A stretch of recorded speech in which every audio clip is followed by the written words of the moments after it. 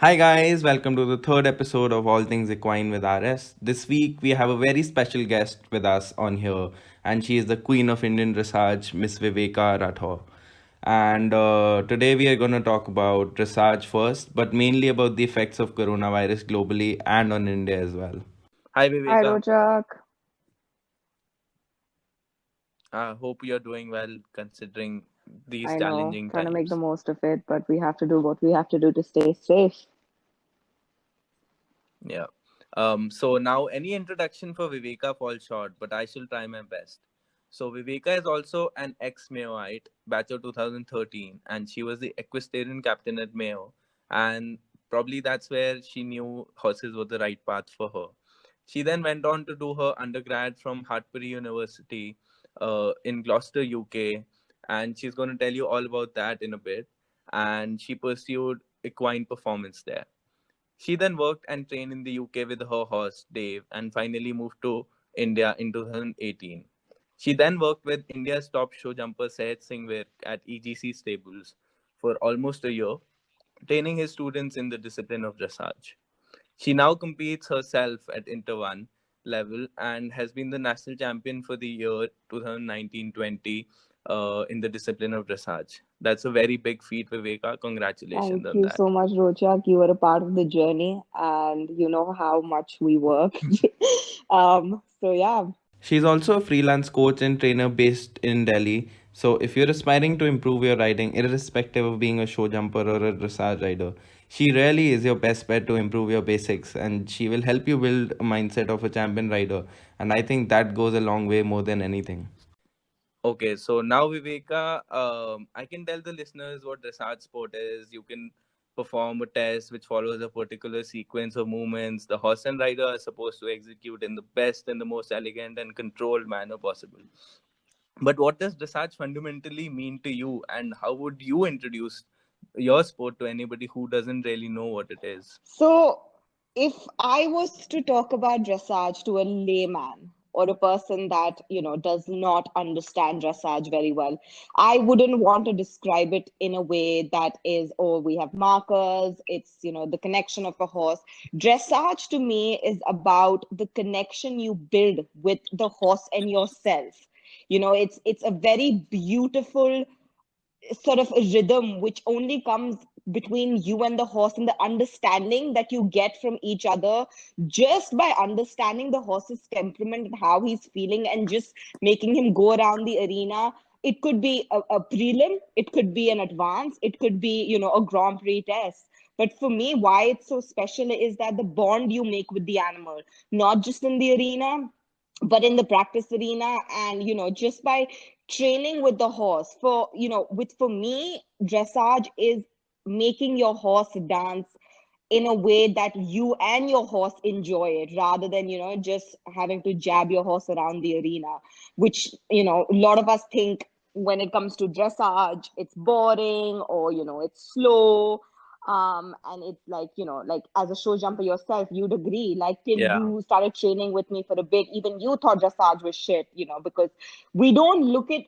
So it's very different, and it's very hard to explain to someone, very true, very true. to someone who isn't very much into the sport. But all I can say is it's such a beautiful sport to be able to silently connect with a beast of a horse that weighs about 700 kilos plus, and making him do these movements that it's not naturally built to do. I mean, if in my university, which I was very lucky to have studied horses. A horse is a flight or fight kind of a horse. They normally tend to either run off. Yeah, that's Yeah, the their natural thing. So instinct. when it comes to jumping over a hedge, it's in their natural instinct to just jump over a hedge, if you're trying to get what I'm trying to say. For a Yeah, horse to just come into an arena and perform a piaffe or a passage, go into a half pass, go into a pirouette, that's not natural. And to be able to have that connect, I think that's really beautiful. So for me, dressage is dancing with your horse in silence. And I mean, that's how I would explain to someone who is either interested in dressage just by wanting to watch it, or just want to get into it by being an owner, or someone like yeah. yourself who's an athlete who wants to take it to the next level.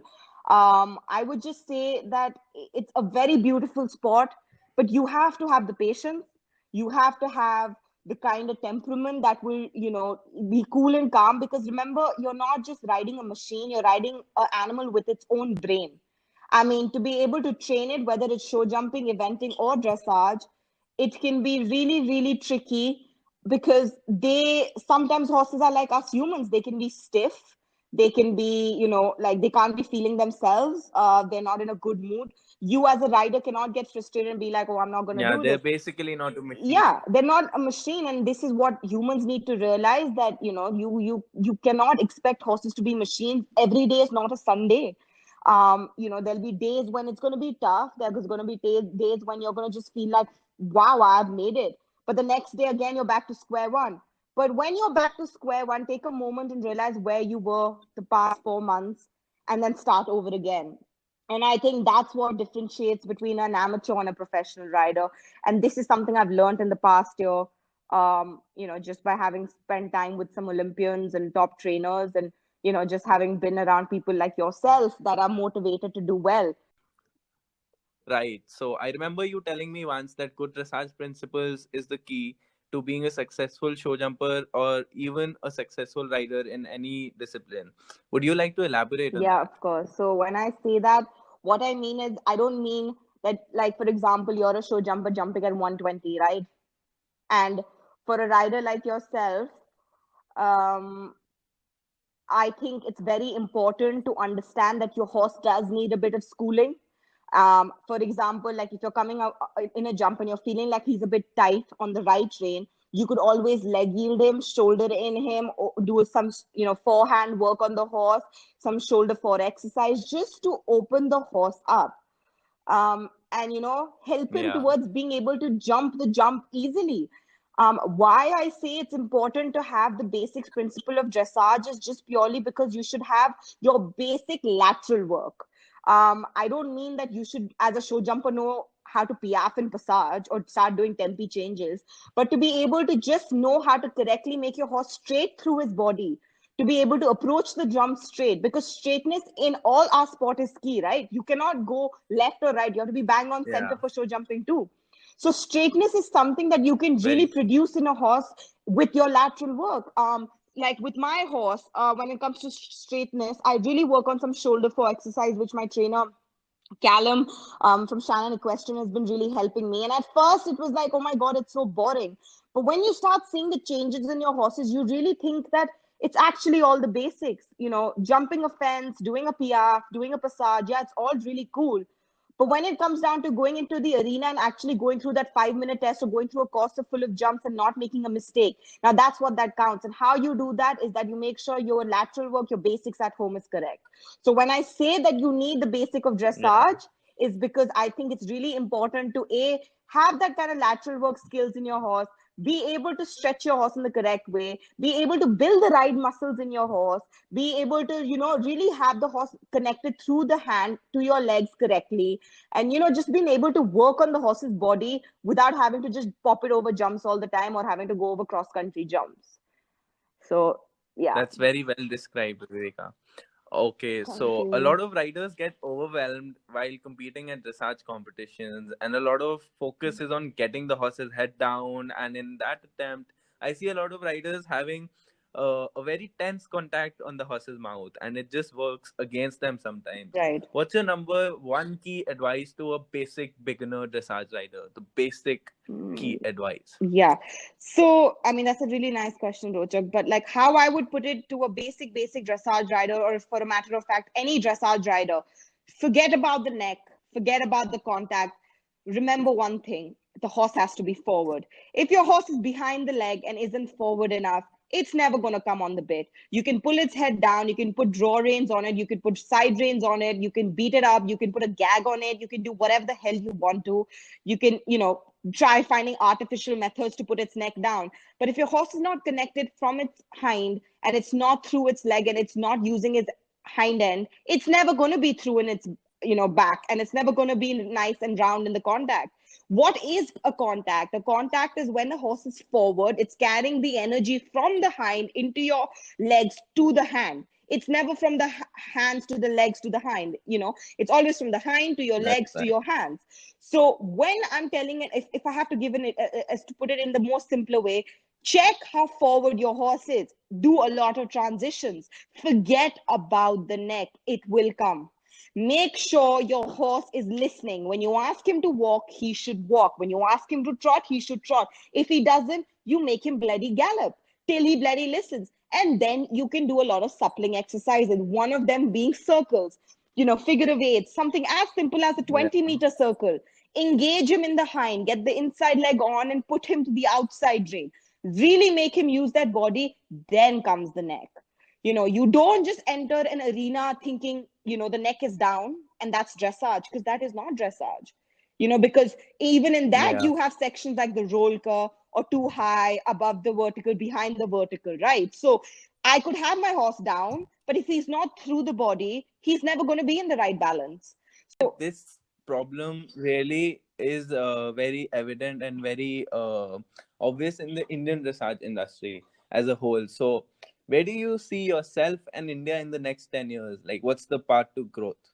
um So with the new horse that I've bought, Hortons Barolo, I'm really, really looking forward to just being able to concentrate on my basic dressage training with my trainers, which is Shannon Equestrian, which comprises of two people, which is Callum and Ryan, and they're both amazing breeders, riders, and they're just amazing. So I'm looking forward to just working towards my aim, which would be Asian Games and then the Olympics, hopefully. And as for Dave, I'd love to do an into two on him in the near future, depending on how we are at into one, because sometimes he can be a really tricky.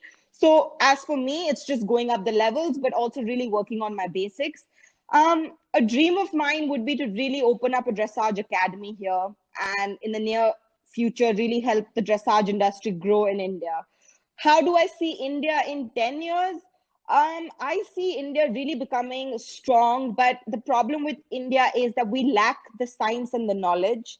And I think it's really important to forget about our little egos and to forget about, money, and for once actually bring in the science and the knowledge so that we can educate our grooms, we can educate the people that cannot probably afford that kind of education to go out and study, and really start from the basics. I mean, unless and other we don't go back to the roots, we're never really going to go forward with the industry, and Yeah. we're just So, going to it's be all where we about are. bringing it up from the ground level. Yeah, yeah, correct. Yeah.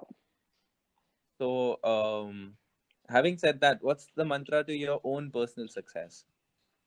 Honestly, keep your friend circle small, believe in yourself, believe in your horse, get a good set of trainers. I would suggest one that you can really trust and trust your horse with, and just work hard. And when I say work hard, I don't just mean on your horse. Work on your body, work on yourself. You cannot be fat and ride a horse. You cannot be weak and ride a horse. And I don't mean to offend anyone. I mean, you have to be a fit rider. You have to ride your Yeah, horses and I know you correctly. come from a very genuine place because you were also very unfit in Yeah, correct. your college days, and then you really struggled, and then you worked hard on yourself. Yeah, is which is why I never took it offensive. I never took an offense to when my trainer in the UK, he's a very famous dressage judge and a trainer called Jeremy Michaels. And when I was in the UK, and he told me, he said, "You've got the talent, but you haven't got the body. So you have two options. You either work in a, horsey related office job, or you get your body to the type that you can ride a horse." And that really stuck by me. And at that time, I owned my first ever warm blood Yeah. called Bolero Boris. And I remember not being able to just get him even to do a canter circle without getting tired. To think now at Inter One, it's crazy, but it's all hard work. And as cliche as it sounds, trust me, patience, hard work is key in our sport. Yes, having a strong backup is also very important, but I would say hard work is my mantra any day, every day. All right. So, let's talk about the world. A big change is coming in the global equestrian industry with the corona pandemic taking hold everywhere in the world. How do you think things are going to be in the future of the horsey world, considering the Olympics have also been pushed ahead for a year? So yeah, I've been actually looking at all the Olympians, and I've spoken to a few of my Japanese friends who are also made it to the Olympic team, and they were very disappointed actually that they haven't, they're not getting to go. But like I said, I would rather everyone be safe than sorry. Having given the time that we're at, I'm hoping they come up with a solution. When it comes to the horse industry, it doesn't really affect a lot of people that live on their yard per se, because well, they're having to train the horses on the yard, so they don't need to travel anywhere else. For someone, yeah, who has to go a little, out of their way to go teach other people for their basic earnings, yeah, they might see a little bit of a hit. But majority of people in the UK, they normally, or anywhere in Europe, they tend to have lots of clients at home too, or their horses. So when it comes to their money, they will see a little bit of a difference in the sales, because obviously these big sales that happen in auctions, elite auctions, they might not happen this year, and that's going to be a real shame because there's some top class horses coming alongside. But otherwise, other than that, we will not see a big change in the sense that everyone's still going to continue improving their game, because abroad you're still being allowed to go ride, because there they consider horses as a necessity to be able to just go and feed them and ride them and train them. And it is true, I mean, by the end of the day, the animal needs its work. So there are no rules of obviously not seeing your animals. And like I mentioned before to you, a lot of people stay on the yard, which I find really fantastic, because all the horses are in work, Yeah. and they're keeping fit. And I see, hopefully this problem gets resolved and we get to see some good results in the Olympics. You can say that Yeah. we've got a little bit time now to prepare, so we're going to come back stronger.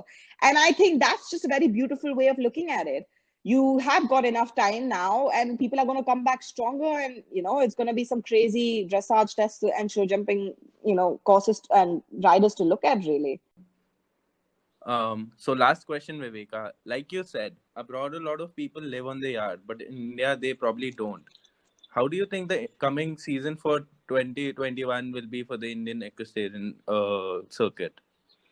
So looking at the given condition and time and how India is coping with it, I don't think we'll have much of a season this year, which is no offense to anyone. I mean, like I said, you'd rather be safe than sorry. And a lot of us don't have the kind of, like how it works in the UK, where you can just, or Europe, there you stay on the yard, and none of us don't do that.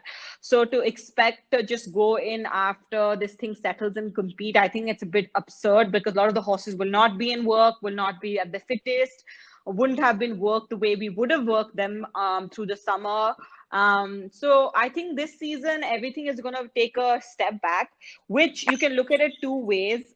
You can be a bit disappointed about it, or you can take the opportunity to really just take some time to yourself and prepare yourself for the next year, have some more goals, and be mentally prepared, in the sense that everyone should have this in the back of the head, that this is not going to get sorted just right now. It's gonna take a while. It's a serious problem. It's not going to be sorted within a few weeks or a month or 2 months. I think it's going to take a year before everything comes back, and especially a country like India, where we do lack a lot of things, it might just take longer. So keeping that in mind, everyone should be prepared and be focusing on other things. You can do a lot of things with horses, like you are keeping yourself, and like providing information to everyone on this podcast. A lot of people can start doing online classes. Like I teach a few people online nowadays with the horsey stuff, and I have fun doing that, because you get to educate them about that. People can watch videos about horses, and just basically don't lose the touch with the horses. Don't get sad, but just be mentally prepared that this is not going to get sorted in the next month or two, or for at least 3-4 months. I think this next season for us is going to be off season. Personally, I mean, everyone has their opinion, and everyone thinks this might just get sorted. It might just, hopefully it should. I hope everyone gets to go and do what they love. But, realistically, everyone should be mentally prepared to expect basically a longer wait on our competitions and everything. Yeah, and everybody should really focus on educating themselves off Of the course. saddle rather than Yeah, yeah, practice, and practice, because practice.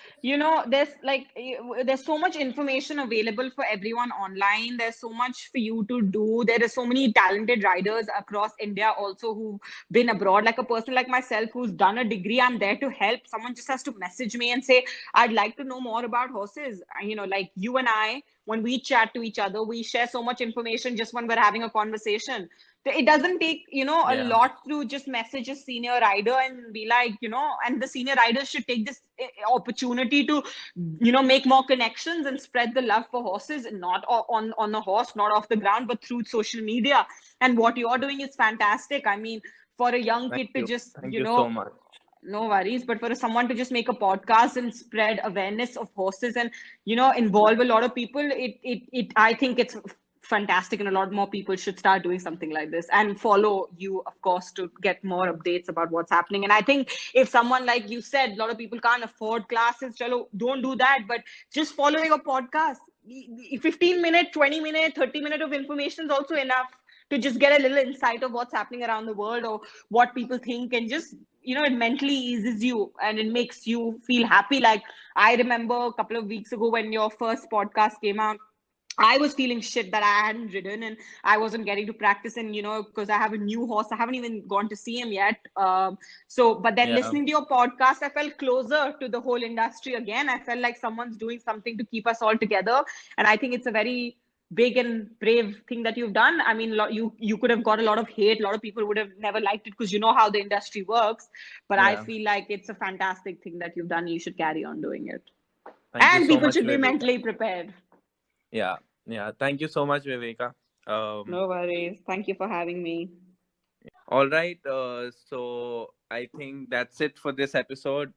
Guys, do drop in your comments and suggestions. If you have any questions for Viveka, she would love to address them. And you can definitely reach her on her Instagram handle @viveka.rathore.dressage. Please do like and share this new episode coming out every Sunday at midnight IST. Thanks for tuning in at All Things Equine with RS. Happy horsing. Bye. You're supposed to say happy horsing, Happy Viveka. horsing.